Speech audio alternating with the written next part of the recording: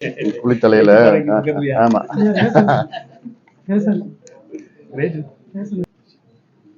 தொடர்ந்து பல ஆண்டுகளாக, அதிலும் குறிப்பாக அரசியல் பெரும்புள்ளிகளால் கேரளாவுக்கு கடத்தி பெரிய அளவில் ஊழல் நடந்து கொண்டிருக்கிறது. இப்பொழுதோடு நடந்து கொண்டுதான் இருக்கிறது. அதாவது ஒரு பர்மிட்ல 20 லாரி, ஒரே லாரி நம்பர்ல 20 லாரி, இப்படியெல்லாம் மிக மோசமான நம்முடைய இயற்கை வளங்களை சுரண்டி அழித்து மலைகளாக அழித்து கேரளாவுக்கு கடத்தப்படுகிறது. ஆட்சியாளர்களுக்கு இது யார் செய்கின்றார் என்று நன்றாக தெரியும். ஆனாலும் எந்த நடவடிக்கையும் கிடையாது. இதுதான் திராவிட மாடல் திமுக ஆட்சி. இது ஒரு அத்தாட்சி. முதலமைச்சருக்கு நன்றாக தெரியும்.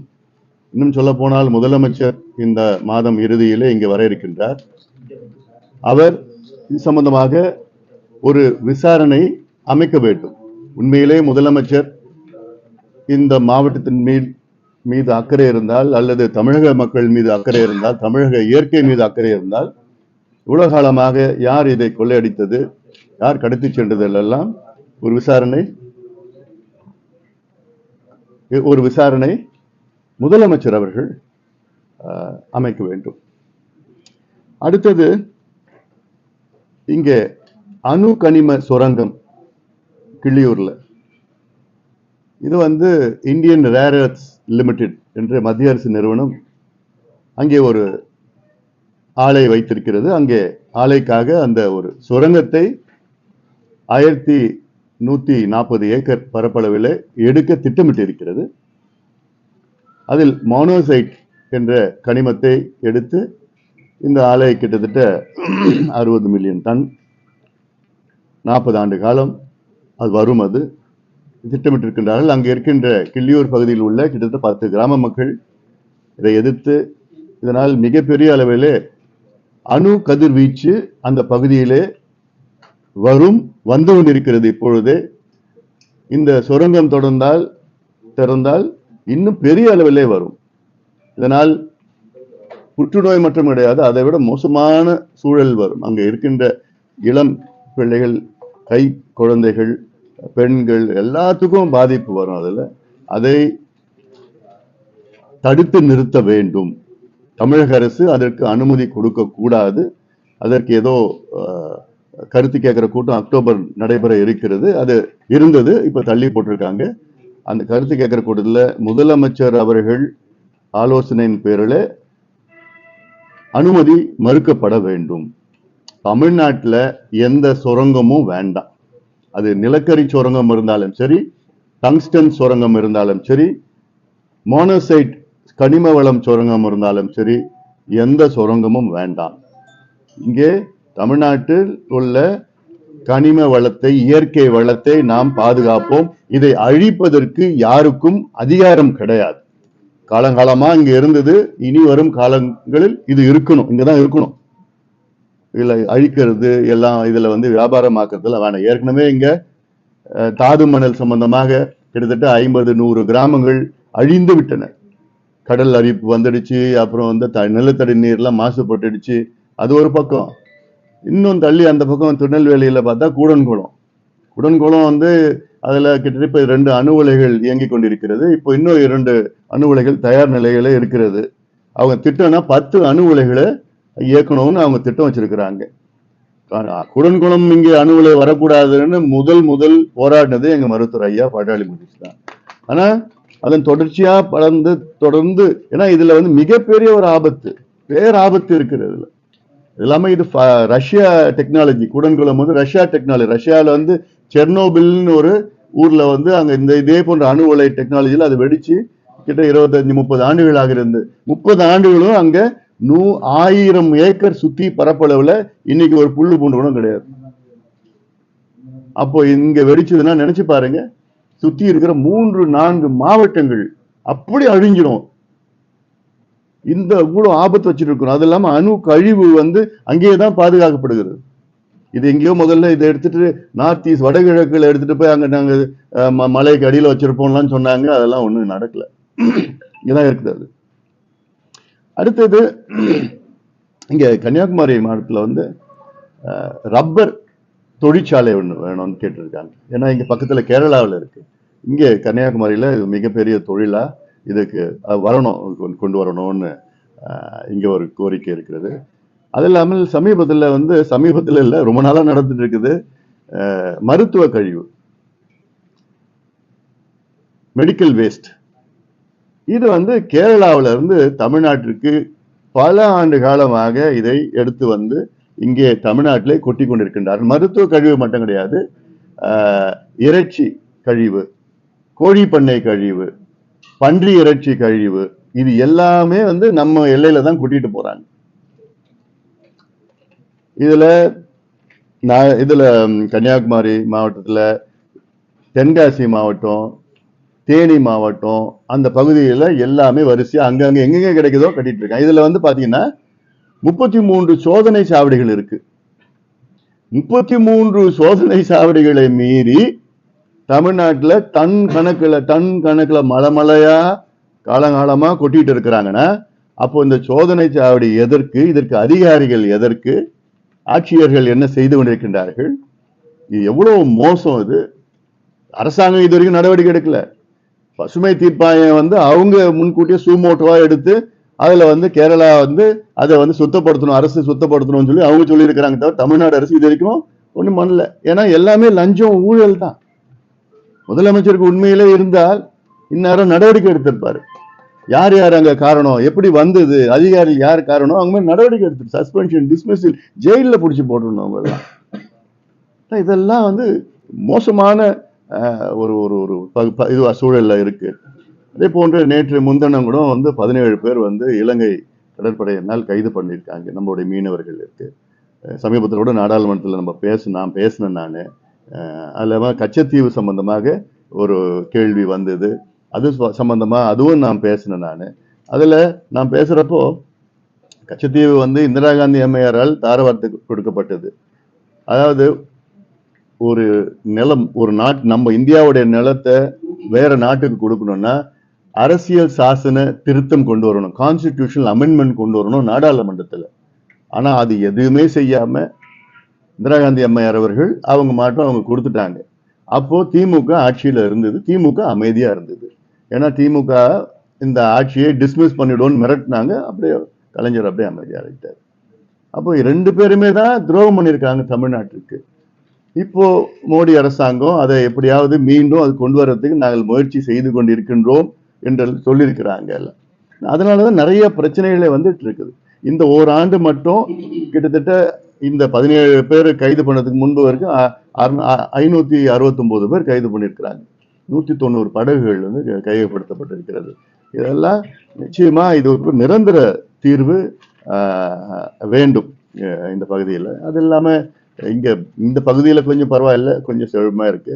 இன்னும் கொஞ்சம் வடக்குல போனா அங்க இந்த கருவேல மரம், சீம கருவேலம் எடுக்கணும்னு எவ்வளவோ காலமா எல்லாம் ஒரு மக்களுடைய போராட்டம். நாங்க தொடர்ந்து இதை வலியுறுத்திட்டு, ஏன்னா இது எத்தனையோ லட்சக்கணக்கான ஏக்கர் அதை வந்து அந்த நிலத்தை பயன்படுத்த முடியாம ஒரு சூழல் இருக்கிறது. அதெல்லாம் பயன்படுத்தணும். தமிழ்நாட்டில் நீர்நிலைகளை பாதுகாக்கணும். அது இல்லாமல் நமக்கு வந்து நீர் பாசன திட்டங்கள் வந்து அதை நிறைவேற்ற. இப்போ ஒரு உதாரணம், தாமிரபரணி, கருமேனி, நம்பியாறு, கோரையாறு, பச்சையாறு, எலுமிச்சாறு, இந்த 6 ஆறுகள் வந்து இது இணைக்கிற திட்டம். தாமிரபரணி, கருமேனி ஆறு இணைக்கிற திட்டம் வந்து தோ தோ தோ தோ தோ தோன்னு அமைச்சர் வந்து சட்டமன்றத்துல இன்னொரு 3 மாசம், இன்னொரு 6 மாதம், இன்னொரு 3 மாதம், இன்னும் 8 மாதம்னு சொல்லிட்டு இருக்காங்க. என்ன பிரச்சனை உங்களுக்கு? சமீபத்தில் வெள்ளத்துல எவ்வளவோ தண்ணி போச்சு. அதுல அந்த தாமிரபரணி ஒரு கிளை வந்து இந்த மாவட்டத்திலயும் வருது இல்லை. இந்த மாவட்டத்தில் வர்ற தண்ணியை வந்து அப்படியே கடலுக்கு போகுது. அதாவது தண்ணி அப்படியே கடலுக்கு போயிடுது. அப்போ என்ன நீர் மேலாண்மை நீங்க வச்சிருக்கீங்க? என்ன நீர் மேலாண்மை நீங்க உங்களுக்கு தெரியுது? என்ன செய்ய போறீங்க? இன்னொன்னு, அங்க காவேரி குண்டார் திட்டம், காவேரியில இருந்து அங்க உபரி நீர் கிட்டத்தட்ட இப்போ போன வருஷம் மட்டும் 500 டிஎம்சி போச்சு.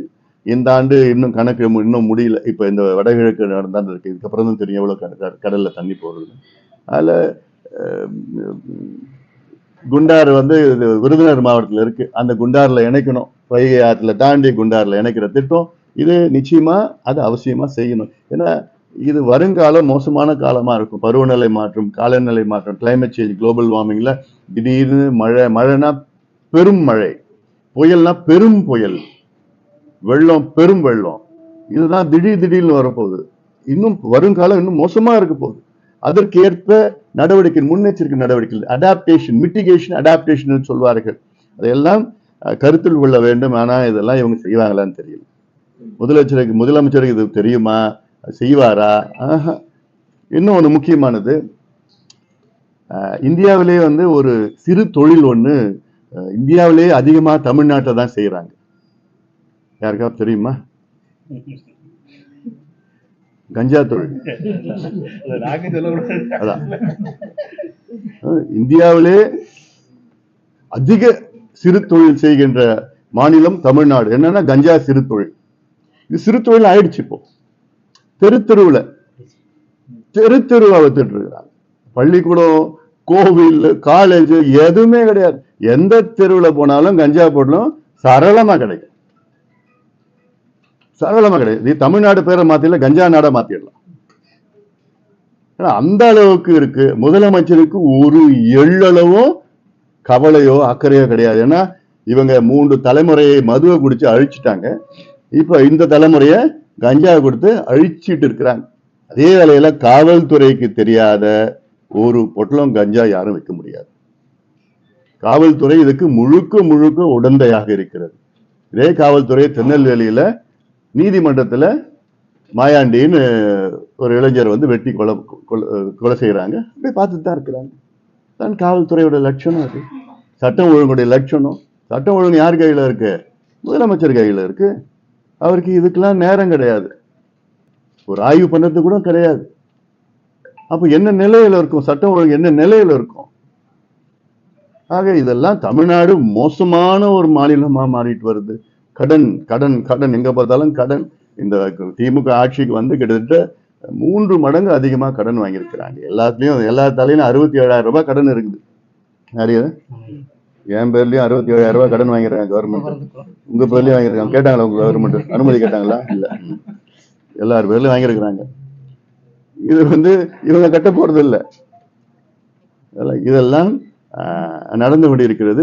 அடுத்தது முக்கியமா வந்து தமிழ்நாட்டில் ஜாதிவாரி கணக்கெடுப்பு நடத்தணும். இத சொன்னா இது வந்து எங்களுக்கு அதிகாரம் இல்லை அப்படின்னு ஒரு பொய்யை மீண்டும் மீண்டும் சொல்லிக் கொண்டிருக்கிறார் முதலமைச்சர் ஸ்டாலின் அவர்கள். அப்போ நான் ஒரே ஒரு கேள்வி கேட்கிறேன். இவங்க கூட்டணியில் இருக்கின்ற ராகுல் காந்தி அவர்கள் தெலுங்கானா மாநிலத்திற்கு சென்று அங்கே தெலுங்கானா அரசு ஜாதிவாரி கணக்கெடுப்பு நடத்த தொடங்கி வைத்தது யாருன்னா ராகுல் காந்தி அவர்கள். அப்போ ராகுல் காந்திக்கு ஒன்னும் தெரியாதா? அங்க தெலுங்கானா முதலமைச்சர் ரேவந்த் ரெட்டிக்கு ஒன்னும் தெரியாதா? அவங்களுக்கு அதிகாரம் கிடையாதா? பீகார்ல நிதிஷ்குமார் வந்து நடத்தி முடிச்சிட்டார். நிதிஷ்குமாருக்கு அதிகாரம் கிடையாதா? அதிகாரம் இல்லாம நடத்திட்டாங்களா இவங்க எல்லாம்? கர்நாடகாவில் நடத்தி முடிச்சுட்டா அவங்களுக்கும் அதிகாரமே இல்லையா? ஆந்திராவில் நடத்திட்டு முடிச்சுட்டாங்க. ஆந்திராவுக்கு இது இல்லையா? ஒரிசால நடத்திட்டு இருக்காங்க, ஜார்க்கண்ட்ல நடத்திட்டு இருக்கிறாங்க. அப்ப இவங்க நடத்தினவங்களுக்கு யாருக்கும் அதிகாரம் இல்லாம நடத்திட்டாங்களா? முதலமைச்சர் ஸ்டாலினுக்கு மட்டும்தான் அதிகாரம் கிடையாதா? என்னையா வேடிக்கை? அது யாரை ஏமாத்துறீங்க? ஒரு முதலமைச்சர் பொய் சொல்லலாமா? ஒரு முதலமைச்சர் அழகா அது பொய் சொல்றது? நாங்க கேட்கறது சர்வே கேட்கிறோம். சென்சஸ் எடுப்பது மத்திய அரசு எடுக்கணும். சர்வே எடுக்கிறது மாநில அரசு எடுக்கணும். மாநில அரசு எடுக்கலாம். சர்வே என்பது இந்தியன் ஸ்டாட்டிஸ்டிக்கல் ஆக்ட் 2008 நாடாளுமன்றத்தில் 2000 சட்டம் வந்தது. அந்த சட்டத்தின்படி பஞ்சாயத்து தலைவர் எடுக்கலாம், கணக்கெடுப்பு நடத்தலாம். முதலமைச்சர் எடுக்கலாம், இல்ல பஞ்சாயத்துல யார் வேணா எடுக்கலாம். பஞ்சாயத்து தலைவர் எடுக்கலாம், இல்ல ஊராட்சி மன்ற தலைவர் எடுக்கலாம், இல்ல மாவட்ட பெருந்தலைவர் எடுக்கலாம், ஏன் கலெக்டர் கூட எடுக்கலாம். மாவட்ட ஆட்சியர் கூட அதிகாரம் இருக்கு இந்தியன் ஸ்டாட்டிஸ்டிக்கல் ஆக்ட் 2008 படி. ஏன் முதலமைச்சருக்கு இல்லையாமா? இந்த கணக்கின்படி தான், இந்த சட்டத்தின்படி தான் தெலுங்கானால எடுத்திருக்கிறாங்க, பீகார்ல எடுத்திருக்கிறாங்க, ஆந்திரா, ஒரிசா எல்லாம் எடுத்திருக்கிறாங்க. அப்போ தமிழ்நாடு வேற நாட்டுல இருக்காமா? என்ன ஏமாத்திட்டு இருக்கிறாரு இவரு? இவருக்கு மனசு இல்ல, பயம். இவருக்கு என்ன பயம்? அப்போ என்ன பயம்? அப்போ கோழத்தனமான ஒரு வார்த்தை சொல்லிட்டு இருக்கிறாரு, அதிகாரம் இல்லைன்னு. ஏன் எடுத்தா என்ன தெரிஞ்சிட போதா? என்ன தெரிஞ்சிடும்? என்ன கணக்கெடுப்புனா என்ன? கிராமத்துல மக்கள் எப்படி இருக்கிறாங்க, எந்தெந்த சமுதாயம் இது இடஒதுக்கீடுல நமக்கு பயன்பெற்று இருக்கிறாங்க, எந்தெந்த சமுதாயம் பயன்பெறல. எவ்வளோ லட்சக்கணக்கான மீனவர்கள் இருக்கிறாங்க, அவங்களுடைய வாழ்க்கை இன்னைக்கு என்ன நிலையில இருக்குன்னு கண்டுபிடிக்கணும். மலக்குறவர்கள் இருக்கிறாங்க. இப்படி எல்லாம் இந்த சமுதாயங்கள்ல எவ்வளவு பின்தங்கி இருக்கு. இவங்க நிலையில என்ன இருக்கு? வீடு இருக்குதா, வாசல் இருக்குதா, அரசு வேலைகள் இருக்குதா, வீட்டுல கழிப்பறைகள் இருக்குதா, சைக்கிள் ஓட்டுறாங்களா, பைக் வச்சிருக்கிறாங்களா, குடிசையில இருக்கிறாங்களா, வீட்டுல தண்ணி இருக்குதா? இதெல்லாம் கணக்கெடுப்பு நடத்துறதுக்கு இது சாதாரண அடிப்படை. இது தமிழ்நாட்டு மக்கள் என்ன நிலையில இருக்கிறாங்கன்னு கூட தெரிஞ்சுக்கிறதுக்கு மனசில்லாத ஒரு முதலமைச்சர் தமிழ்நாட்டில் இருக்கிறார். எங்களுக்கு அதிகாரம் இல்லை. என்ன ஒரு வேடிக்கை இதுல. நாங்க எத்தனையோ முறை அது டைசினியல் சென்சஸ் சொல்லுறது, மக்கள் தொகை கணக்கெடுப்பு 10 ஆண்டுகளுக்கு ஒரு முறை எடுப்பாங்க. அதுல நான் இப்ப சமீபத்தில் நாடாளுமன்றத்தில் பேசினேன், இந்த கான்ஸ்டிடியூஷன் டிஸ்கஷன்ல நான் பேசினேன். நீங்க பாத்திருக்கீங்களா இல்லைன்னு தெரியல. 7 நிமிஷம் கொடுத்தா 7 நிமிஷத்துல என்னென்ன இஷ்யூஸ் பேசணுமோ சமூக நீதி சம்பந்தமா நான் பேசிட்டேன். அதுல தெளிவா சொல்லியிருக்கிறேன். 10 ஆண்டுகளுக்கு ஒரு முறை அதுல எஸ்டிக்கு பட்டியலினத்திற்கு ஒரு காலம் இருக்குது, பழங்குடிக்கு ஒரு காலம் இருக்குது, சிறுபான்மையருக்கு ஒரு காலம் இருக்கு, ஏன் ஓபிசிக்கு ஒரு காலம் வைங்க, முடிஞ்சு போச்சு. 10 ஆண்டுகளுக்கு ஒரு முறை எவ்வளவு இருக்காங்கன்னு எல்லாம் தெரிஞ்சிட போகுது. இதெல்லாம் பேசியிருக்கிறேன். ஆனாலும் இவங்கள அது ஒரு நிலைப்பாட்டில் இல்லை. அப்புறம் நாங்குநேரி சிறப்பு பொருளாதார மண்டலம், அதுல ஒண்ணுமே நடக்கல. எல்லாமே தொழிற்சாலைனா சென்னை சென்னை சென்னை சுத்தி சென்னை சுத்தி சென்னை சுத்தி வரணும். ஏன் சென்னையில தவிர வேற யாரும் தமிழ்நாட்டில் வாழலையா? இருக்கிற தொழிற்சாலை இங்க கொண்டு வாங்க, சென்னை போதும். எங்க பார்த்தாலும் அங்க இருக்கிற சிறப்பு எஸ்இசி எடுத்து அதுக்காக போய் சிப்காட்டுக்கு நிலம் கையகப்படுத்து. பாவம் அந்த விவசாயிகள். விவசாயிகள் மட்டும் பாவம் இல்லை, நம்ம பாவம். ஏன்னா நாளைக்கு நமக்கு சோறு கிடைக்க போறது இல்லை.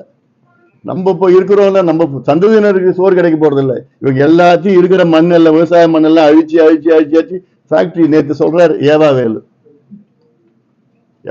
நான் அமைச்சரா பார்க்கல, அவர் வியாபாரி தான்.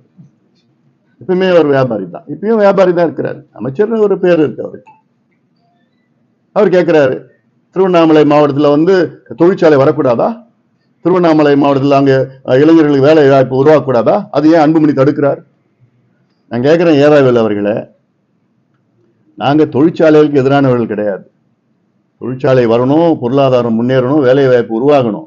அந்த தொழிற்சாலைகளை முப்போகம் விளைகின்ற விளை நிலங்களை அழித்து அந்த தொழிற்சாலைகள் வேண்டாம். அப்படிப்பட்ட தொழிற்சாலை எங்களுக்கு வேண்டாம். திருவண்ணாமலை மாவட்டத்தில் தரிசு நிலம் நிறைய இருக்கு, ஆயிரக்கணக்கான ஏக்கர் தரிசு நிலம் திருவண்ணாமலை மாவட்டத்தில் எவ்வளவு இருக்கு. அங்க நீங்க தொழிற்சாலை தொடங்குங்க. இல்ல உங்க ட்ரஸ்ட்ல நிறைய இடம் வச்சிருக்கீங்க, உங்க ட்ரஸ்ட்ல உங்க சார்ந்த அமைச்சர்கள், முன்னாள் அமைச்சர்கள், ஆளுங்கட்சி கட்சியிலேயே 5000 ஏக்கர் நிலம் வச்சிருக்கீங்க உங்க ட்ரஸ்ட்ல. அதுல தொழிற்சாலை தொடங்கிட்டு போங்க. நமக்கு சோறு போடுற அந்த பூமியை அழிச்சுக்கிட்டு நாளைக்கு எங்கேயா சோறு கிடைக்கும்? நமக்கு எங்க போவோம்? நம்ம மற்ற தாய்லாந்து, அப்புறம் பர்மா, கம்போடியா போய் பிச்சை எடுத்துட்டு இருப்போமா? இங்க நமக்கு நம்ம முன்னோர்கள் நமக்கு நல்ல ஒரு மண்ணை விட்டுட்டு போயிருக்காங்க. நம்ம கடமை என்ன? அந்த மண்ணை நம்ம சந்ததியினருக்கு விட்டுட்டு போகணும். அதை அழிக்கிறது நம்ம யாருக்கும் உரிமை கிடையாது. அதனாலதான் சொல்றேன், அந்த தொழிற்சாலைகள்லாம் இங்க தொடங்குங்க, ராமநாதபுரத்துல தொடங்குங்க, திருநெல்வேலியில தொடங்குங்க, விருதுநகர்ல தொடங்குங்க. கங்கை கொண்டான் இருக்கு, அது இன்னும் வேகமா இன்னும் பெரிய அளவுல வரல. இன்னும் நாங்குநேரி ஒண்ணுமே கிடையாது. இங்க வாங்க, இடம் அவ்வளவு இடம் இருக்குது, இடம் இருக்குல்ல. இங்க நிறைய பேசிட்டேனா? கேள்வி ஏதாவது?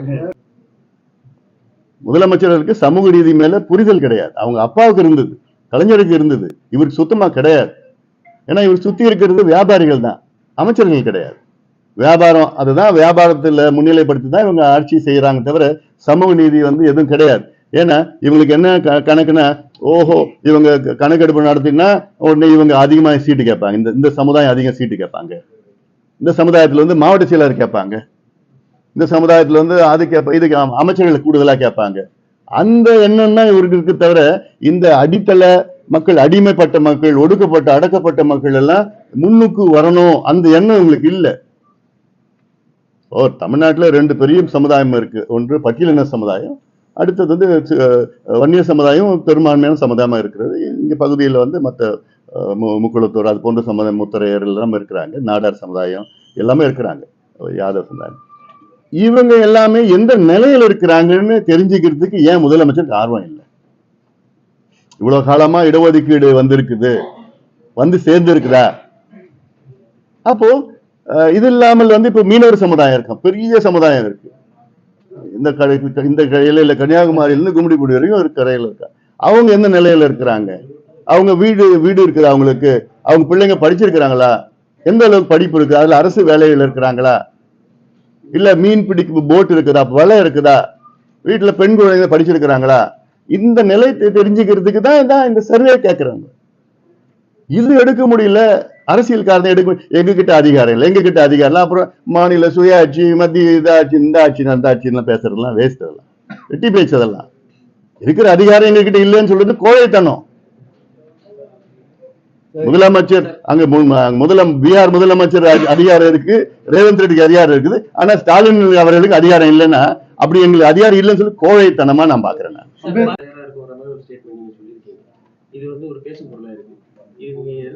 நாங்க சொல்லிட்டோம், இந்த கேள்வி நீங்க அவங்க கிட்ட கேளுங்க.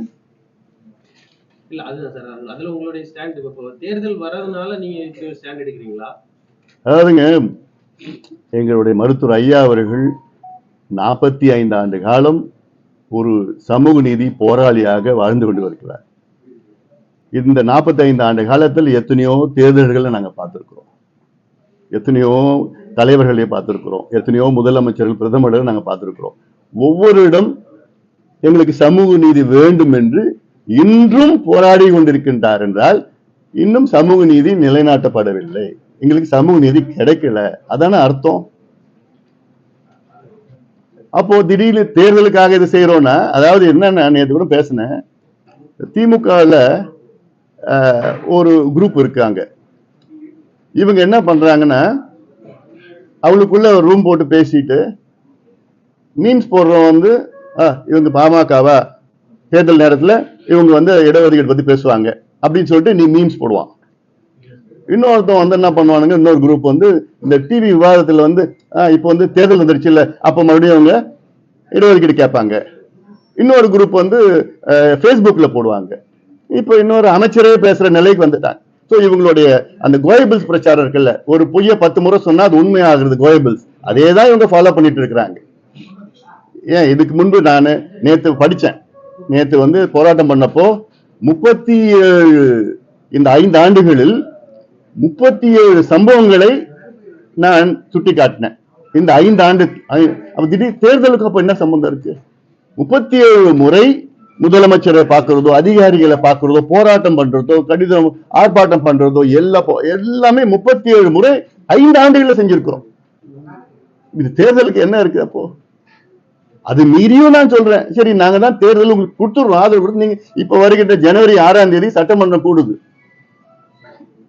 இந்த சட்டமன்றம் கூடுற சட்டமன்றத்துல நீங்க சட்டம் கொண்டு வாங்க, அந்நியர்களுக்கு நாங்கள் தனி ஒதுக்கீடு கொடுத்து சட்டம் கொண்டு வாங்க.